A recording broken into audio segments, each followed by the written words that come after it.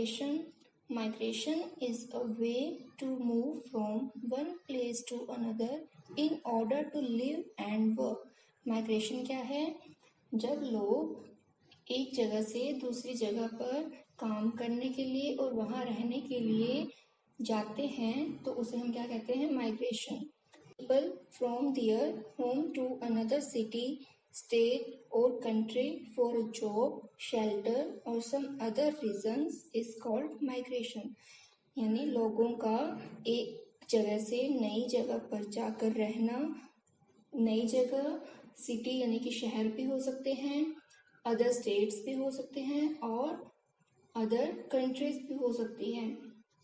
Migration होता किस वजह से है? फॉर जॉब, शेल्टर और some other reasons.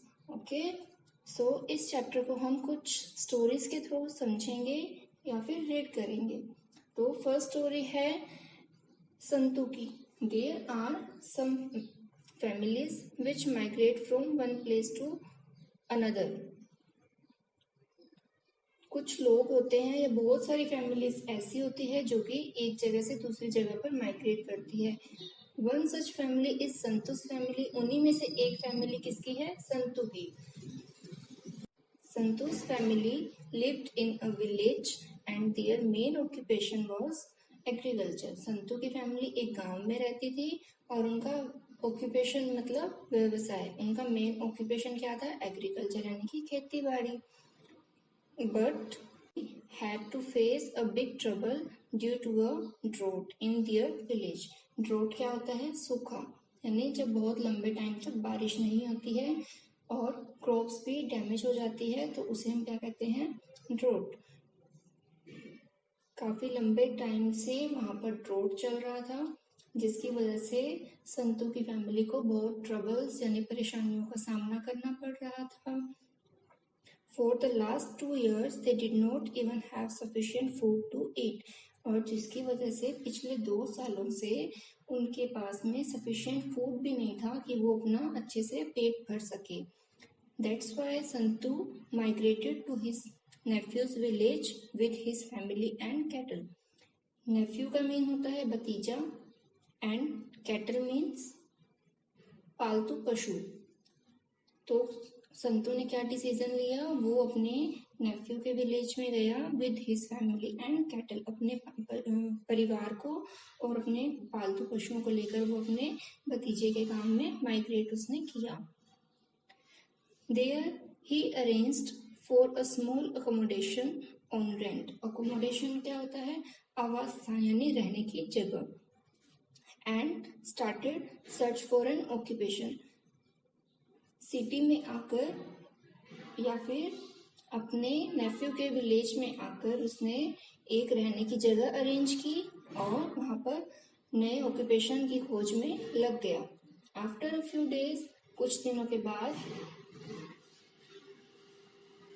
There and therefore he started living in that village with his family.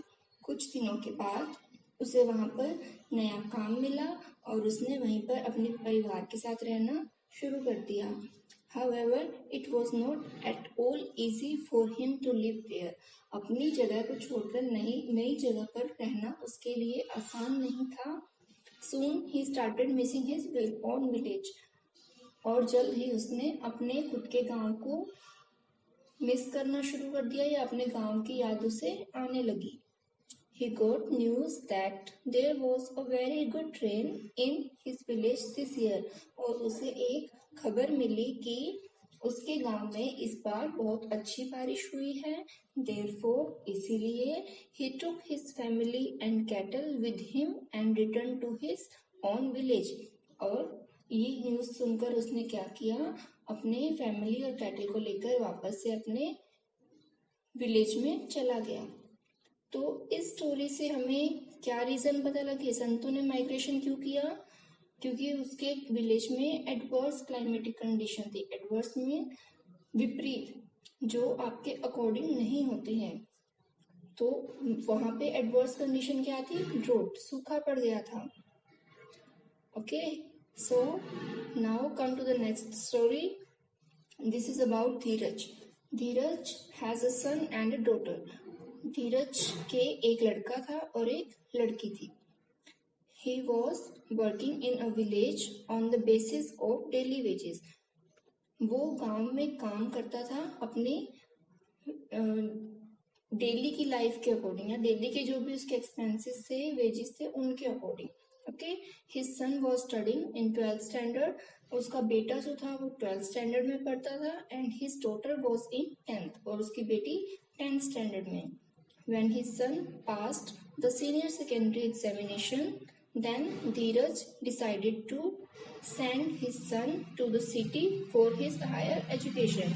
जब उसने सीनियर सेकेंडरी यानी कि 12th के एग्जामिनेशंस पास किए, तब धीरज ने डिसाइड किया कि वो अपने बेटे को आगे की हायर स्टडीज के लिए सिटी में भेजेगा.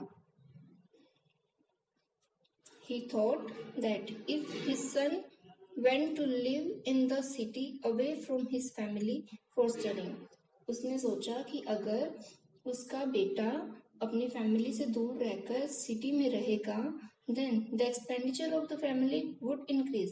तो जो परिवार का खर्चा है उसमें इंक्रीज होगा, क्योंकि एक फैमिली कहाँ रह रही है, गांव में, और उसका बेटा कहाँ रह रहा है, सिटी में.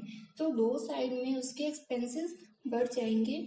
And when his daughter completes her school education after 2 years, और जब 2 साल बाद उसकी बेटी अपनी स्टडीज कंप्लीट करेगी, एजुकेशन, स्कूल एजुकेशन कंप्लीट करेगी,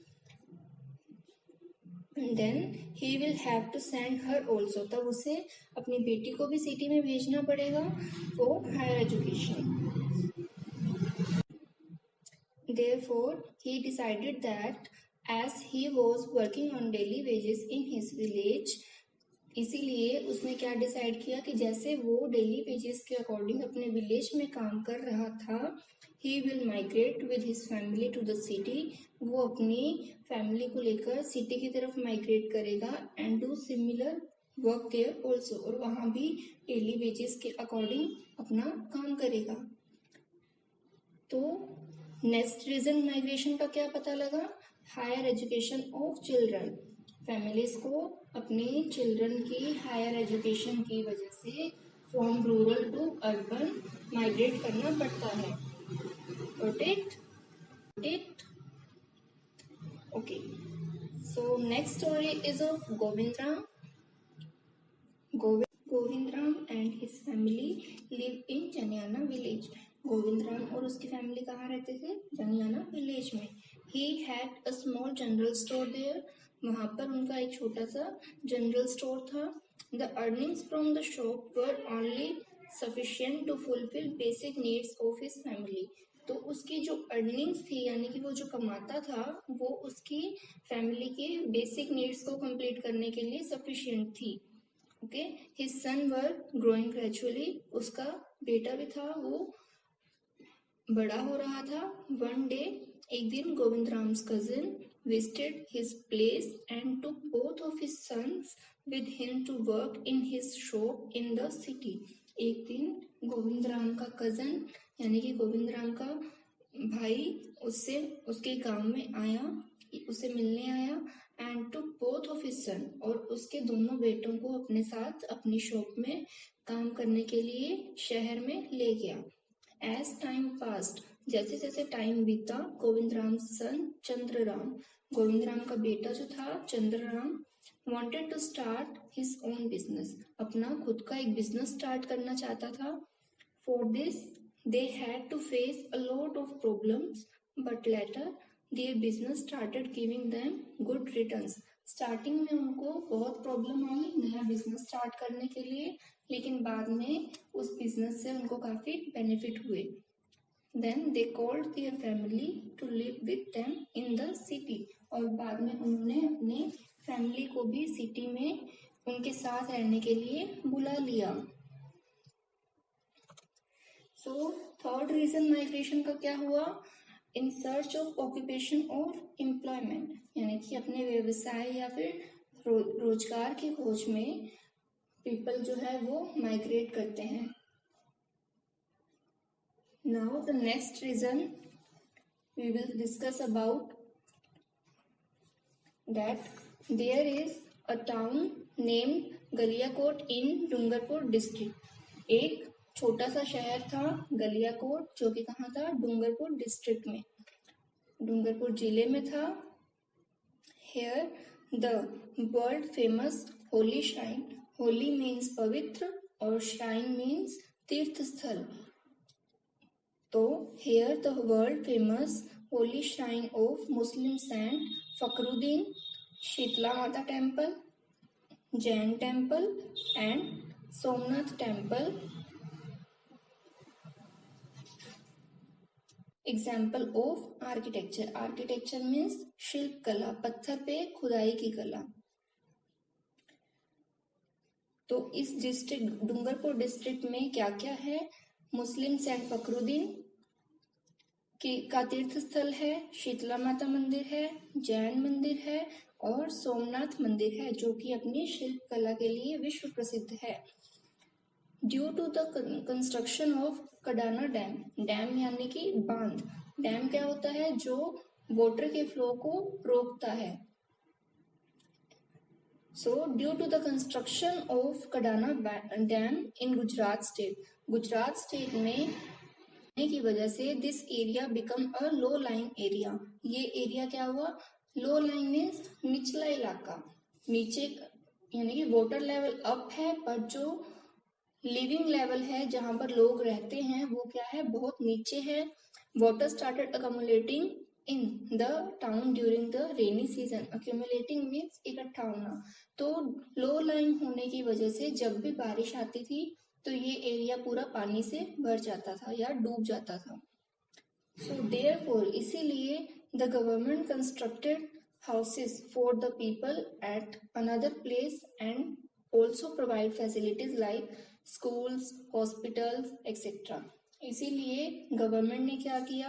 एक नई जगह पर इन लो लाइन एरिया में रहने वाले लोगों के लिए नए हाउसेस प्रोवाइड करवाए और साथ में उनको स्कूल, हॉस्पिटल्स और अदर जो बेसिक फैसिलिटीज होती है वो भी उनको प्रोवाइड करवाई गई।